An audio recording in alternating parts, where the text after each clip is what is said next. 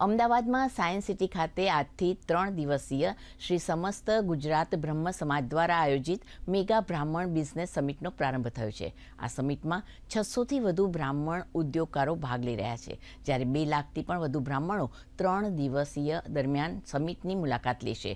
આ સમિટ માત્ર બ્રહ્મ સમાજ પૂરતી જ મર્યાદિત નહીં, પણ તમામ સમાજના લોકો પણ આ સમિટની મુલાકાત લે તે માટે નિમંત્રણ આપવામાં આવ્યું છે। મેગા બ્રાહ્મણ બિઝનેસ સમિટ 4માં B2B અને B2C મીટિંગનું આયોજન રાજ્ય સરકાર અને કેન્દ્ર સરકારની યોજનાઓનો લાભ સમાજને મળી રહે તે માટેનું માર્ગદર્શન, યુવાનોને રોજગારી મળી રહે તે માટે કંપનીઓ સાથે સીધો સંપર્ક વગેરે આયોજન કરવામાં આવ્યું છે। કાર્યક્રમનો શુભારંભ મુખ્યમંત્રીના હસ્તે કરવામાં આવ્યો હતો। તેમણે કહ્યું, AIની માંગ વધી રહી છે, ત્યારે આવા સમિટમાં કુદરતી બુદ્ધિમત્તાના સ્વામી એવા બ્રાહ્મણોએ પ્રધાનમંત્રીના વિચાર વિરાસતભી વિકાસભીને ચરિતાર્થ કરવું જોઈએ। જ્યારે ગુજરાત પ્રદેશ પ્રમુખ CR પાટીલ પણ આ કાર્યક્રમમાં ઉપસ્થિત રહ્યા હતા।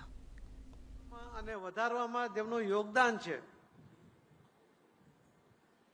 આ દેશની મંદિરો એની પ્રાણ પ્રતિષ્ઠા કરીને એને જે વાતાવરણ નિર્માણ કરીને લોકોની શ્રદ્ધામાં જે વધારો કર્યો છે, એવા સૌ બ્રહ્મ સમાજના આગેવાનો જ્યારે સાથે સાથે બિઝનેસમાં એ ઝંપલાવે તો સફળતા ચોક્કસ જ એમને મળવાની છે, એવો મને વિશ્વાસ છે અને મારી શુભેચ્છા પણ છે। બ્રહ્મ સમાજ જ્યારે બિઝનેસ પણ કરશે ને તો એ ક્વોલિટીનો કરશે,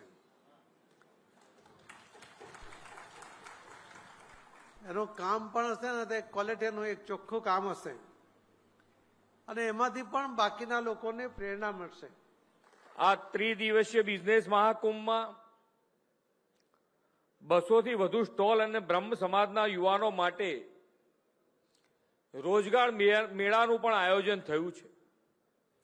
B2B અને B2C મીટિંગમાં સમાજના બિઝનેસમેન ડેલિગેટ્સ સહભાગી થવાના છે। સમાજના પ્રતિષ્ઠિત ઉદ્યોગકાર દ્વારા નવા ઉદ્યોગ સાહસિકોને માર્ગદર્શન પણ મળવાનું છે।